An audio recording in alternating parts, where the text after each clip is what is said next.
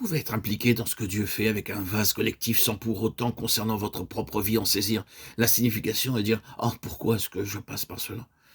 La réponse, c'est que vous êtes une partie d'un plus grand ensemble. Fréquemment, nous constatons que de grandes pressions s'exercent sur nous individuellement. Mais quand nous commençons à confronter certains récits, nous découvrons que d'autres croyants liés spirituellement à nous ont eu les mêmes expériences. C'est la grande loi du corps. Et si un membre souffre, tous les membres souffrent avec lui. 1 Corinthiens 12, 26. Qu'en est-il de tout cela pour nous? C'est quelque chose de collectif, de corporatif.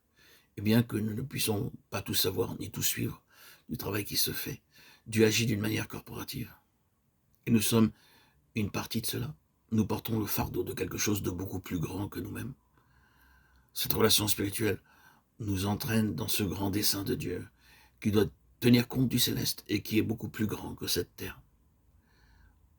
C'est ce qui fait de nous une unité.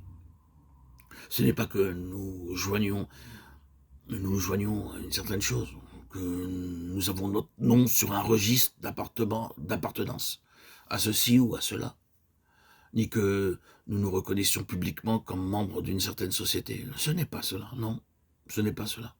Vous pouvez être à plusieurs kilomètres et à des centaines ou à des milliers de kilomètres du lieu où de la chose se fait, et cependant, parce que vous êtes lié avec cette chose céleste que Dieu fait, vous en ressentirez les effets des milliers de kilomètres plus loin.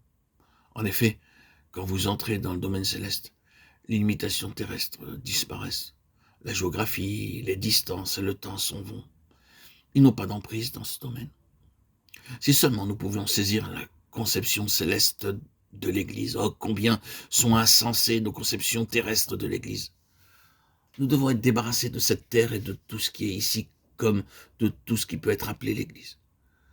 Vous découvrirez alors que c'est une unité céleste et que tout ce qui est fait ici-bas ne peut pas parvenir à cela. C'est là où nous en étions restés quand nous parlions du passage du Jourdain.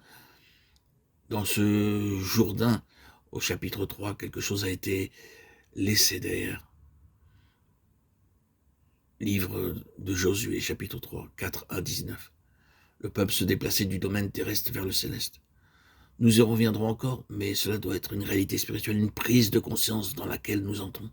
Nous ne pouvons pas toujours expliquer et comprendre pourquoi nous pouvons être dans un temps aussi mauvais, mais l'explication céleste, c'est que nous sommes impliqués dans une chose qui est en relation avec le plus plein dessein de Dieu, et que nous souffrirons ou que nous passerons par cette expérience de manière corporative. C'est merveilleux quand de temps à autre nous rencontrons d'autres croyants avec lesquels nous expérimentons la communion spirituelle, et que nous constatons qu'ils sont passés exactement par la même chose que nous avons vécu.